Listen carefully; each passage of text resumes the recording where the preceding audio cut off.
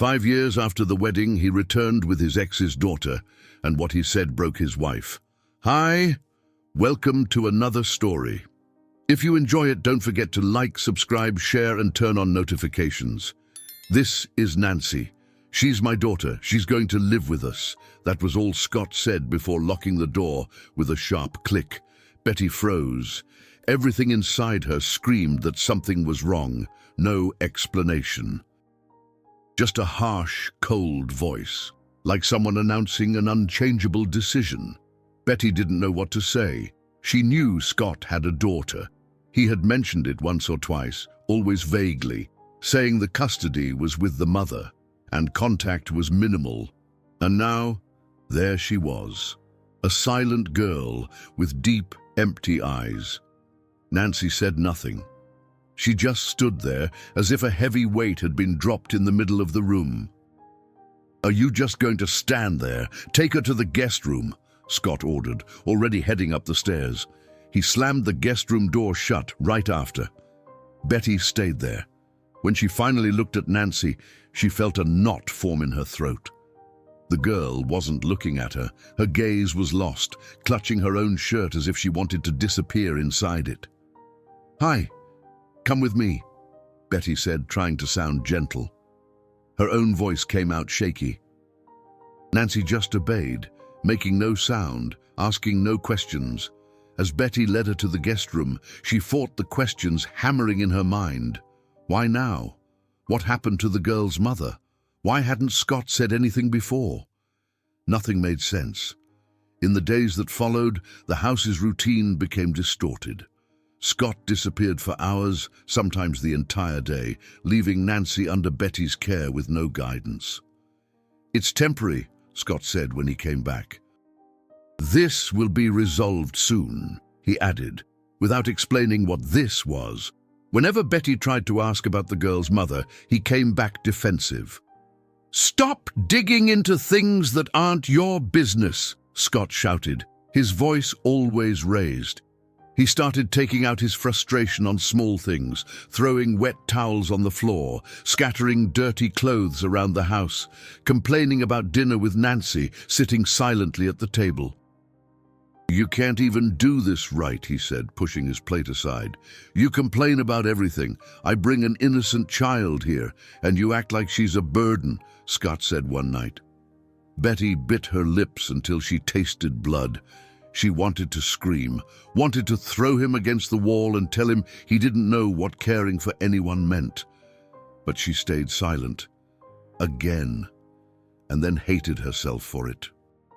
Hated herself for believing empty promises, for accepting to live with someone who now left contempt in every corner of the house like it was perfume. The nights became longer than ever. Nancy cried, but it was a muffled cry, stifled against the pillow, a sound that passed through walls and settled inside Betty's chest. One night, waking in the middle of the night, she felt such anguish that she got out of bed and walked to the hallway. The bathroom door was slightly open. Inside, she found Nancy curled up next to the toilet, trembling from head to toe. "What's wrong, my love?" Betty asked, crouching down slowly.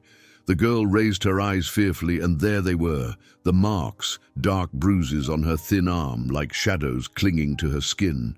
"Daddy gets mad when I speak loud," Nancy whispered, barely moving her lips. Betty felt the floor give way beneath her. "He did this to you?" Betty asked, her voice breaking. Nancy nodded, her eyes already watery. That was the last straw. The next morning, Betty said nothing, didn't cry, but she prepared breakfast like someone preparing a battlefield. When they sat at the table, she looked Scott in the eyes. "What did you do to her?" Betty asked firmly. "Don't test me, Betty, you're crossing the line," Scott replied, punching the wall so hard a picture frame fell from the shelf. "You brought me a hurt girl, scared to even breathe, and you want me to keep quiet," Betty shouted, finally releasing the scream trapped in her throat. "The only line here is the one you crossed when you brought this child to be punished as if she were your own punishment," Betty finished, her face burning with indignation. Scott looked at her as if she had spat fire, said nothing else. left the room huffing and slammed the door. Betty locked herself in the bathroom and cried. But not for the shove. She cried for the neglect, for the girl who had cried for nights on end, while she waited for an explanation that would never come. "I should have done something on the first day. Why did I stay silent?" Betty whispered, sitting on the cold floor. The next day, Scott changed his strategy, locked Nancy's room, took her cell phone, started giving orders like a jailer. When Betty questioned him, he shoved her hard against the sofa. "You're driving me crazy." "Think you have the right to question everything now?" Scott shouted, eyes wide. She fell but got up immediately. She stared at him with burning eyes, but stayed silent. She still didn't have proof, still didn't have enough strength.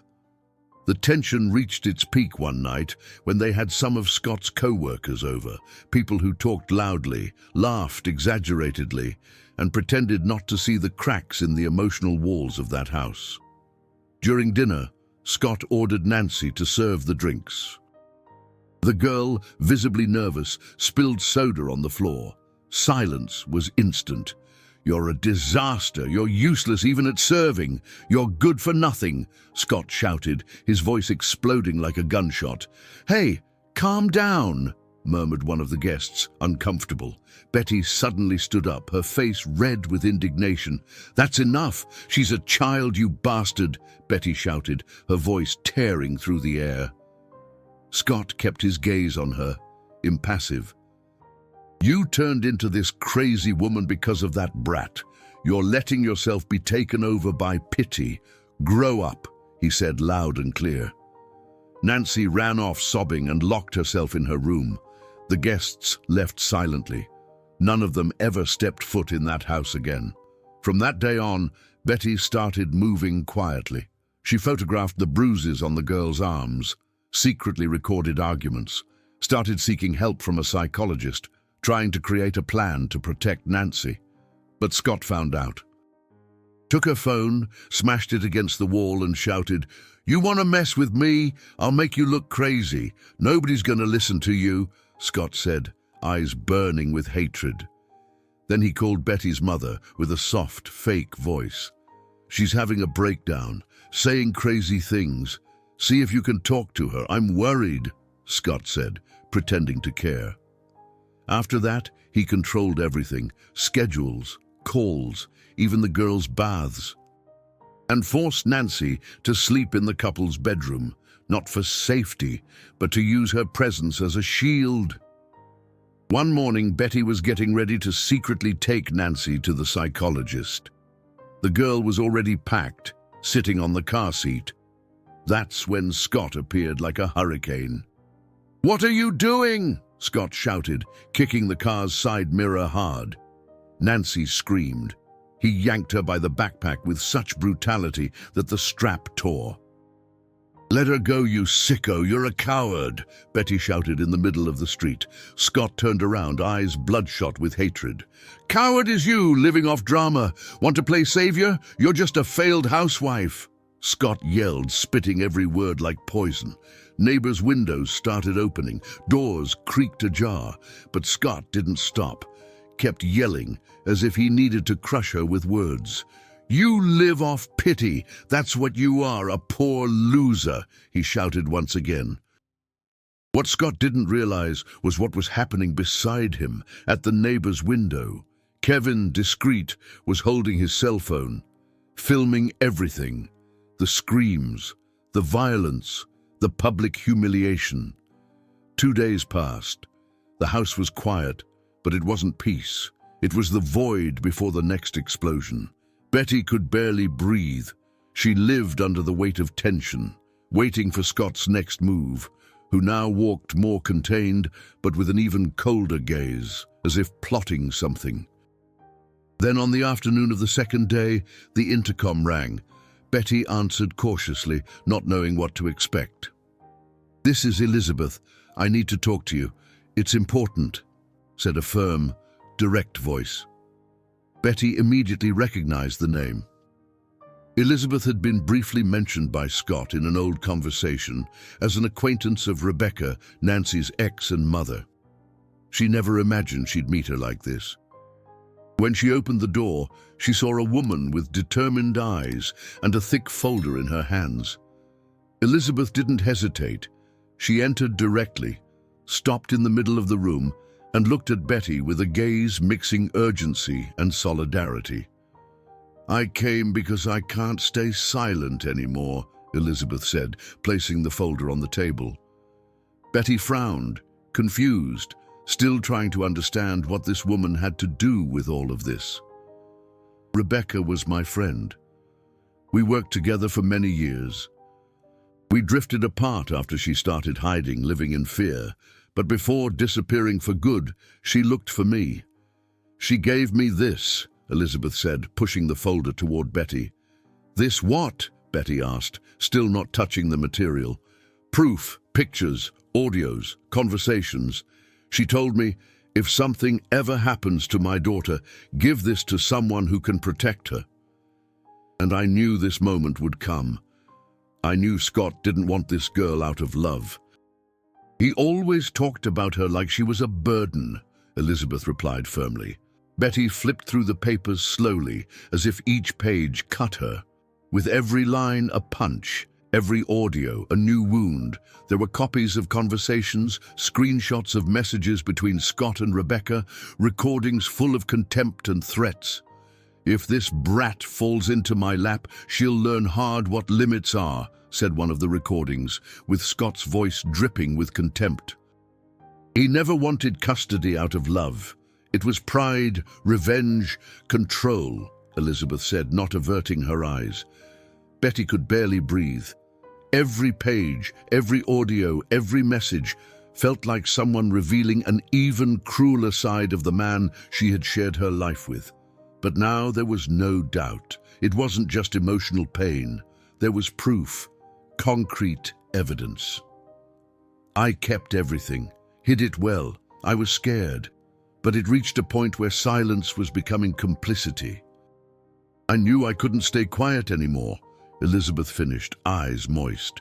"Thank you," Betty said, her voice faltering. "Thank you for not turning your face away like everyone else." That night, Betty gathered everything. The photos she had taken of the bruises, the audios she recorded in secret, copies from the spare cell phone, and now the files Elizabeth handed over. She sat at the table and carefully stacked everything. The plan was clear: take everything to the police station, file a formal complaint, demand protection for Nancy.